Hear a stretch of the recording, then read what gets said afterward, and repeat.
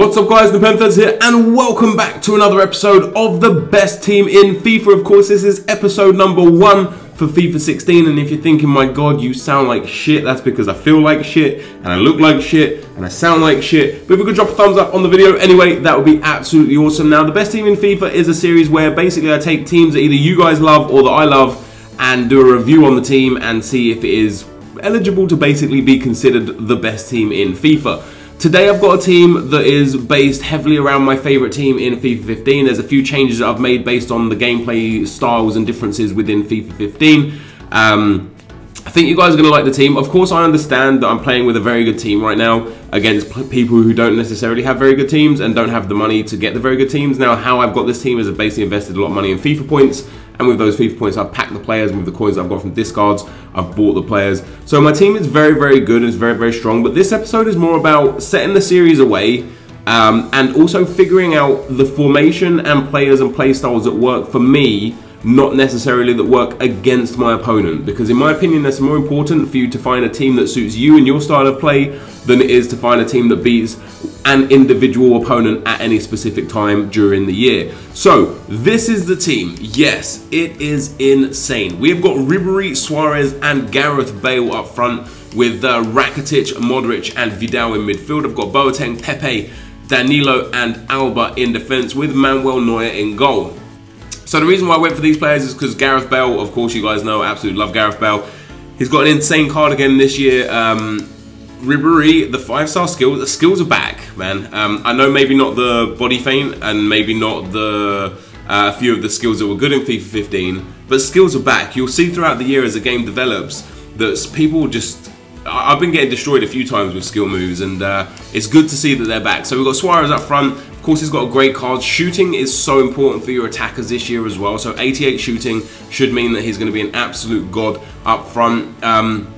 It's very difficult to score this year inside the box. Outside the box is very easy to score. Long shots, across the body shots and near post driven shots are going to be very, very good. Free kicks are very easy and volleys are still very, very strong. So I've got like an attacking line up there that can shoot, can skill and have the ability to head the ball as well. In midfield I've gone for Rakitic, Modric and Vidal there. I've gone for Vidal for his defensive qualities, and I've gone for Modric because I just love the guy. I thought he was fantastic in FIFA 15. I thought he's got a very, very well-rounded card, and that carries over in this game as well. His good dribbling, his good passing, his good pace and shooting. His defense is nice, his physical is a little bit weak, but because I have got Vidal there anyway, I don't really mind too much. And you'll remember last year I would have had Schweinsteiger at CDM and maybe like Royce or something at left wing.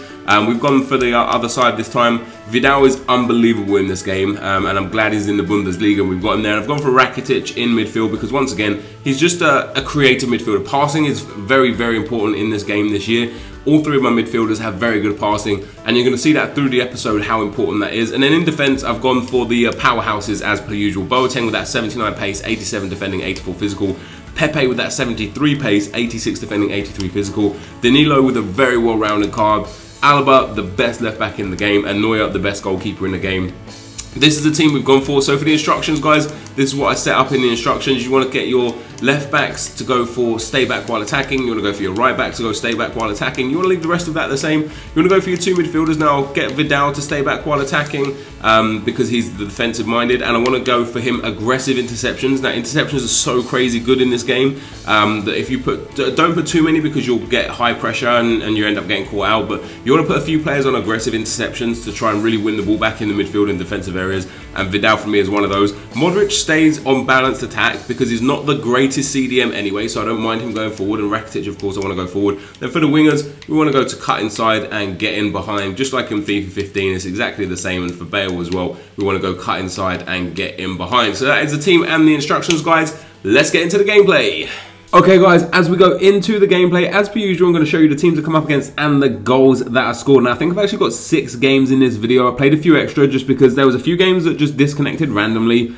There's actually quite a few problems within FIFA right now. It is still the early access, and I think there might be like some kind of server overload, or I don't really know what, but every now and then, I'd say probably 1 out of every 2 or 3 games, one of the games, whether it's me or my opponent, it just disconnects randomly for no reason. So I added a few extra games in just to try the team a bit more. Now, of course, I did explain this at the start of the video. I'll explain this again now. I am coming up against teams that aren't necessarily close to as good as mine. A few teams are actually really good.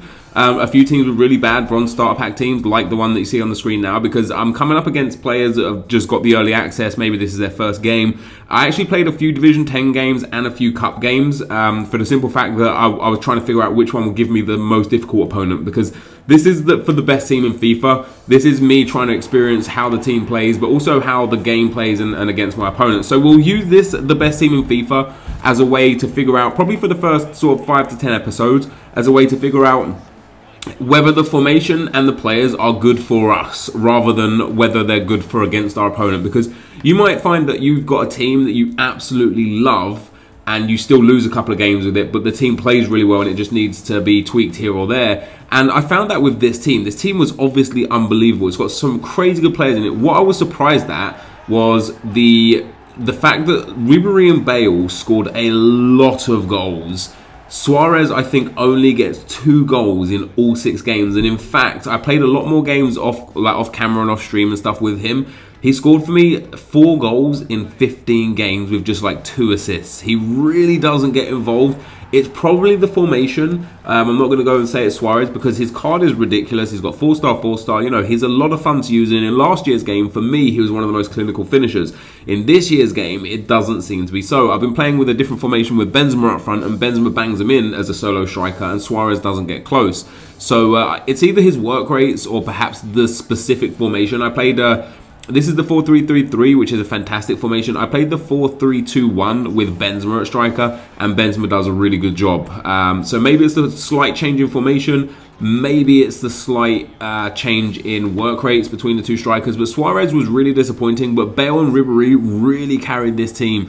And in the midfield as well, Modric is unbelievable. Now, I know a lot of you guys are struggling with FIFA this year so far from what you guys have played and what you guys have seen, but I want to explain to you a little bit just on how to improve yourself as a player. Now, first things first is you get time on the ball. You can take your time. Don't be scared to have an extra touch and wait for the passes to come. If you start rushing the passes, you're going to end up increasing the speed of the ball. You're going to end up losing the game. You're going to lose the ball. You're going to lose the game. Keeping hold of possession is vital, and learning how the passing works is vital. Don't forget, a lot of people don't know this. Using the right bumper when passing does the like the hard pass or the quick pass or whatever it's called. It's really vital. For example, if you've got the ball in the midfield and you've got your striker in amongst a few defenders and you know a regular pass just isn't going to get to him, if you use RB when you pass it into him, it's going to fizz it into him, so he's going to be able to touch the ball. Now, if you've got a bronze striker, he probably wouldn't be able to control that, but if you've got a really good striker with good control or good passing abilities, they're going to be able to control that no problem, and then you get options to go in again. Now, a few other things that are going to be very vital for you as well, and as you see this goal here with Modric, shooting across the keeper is OP as fuck.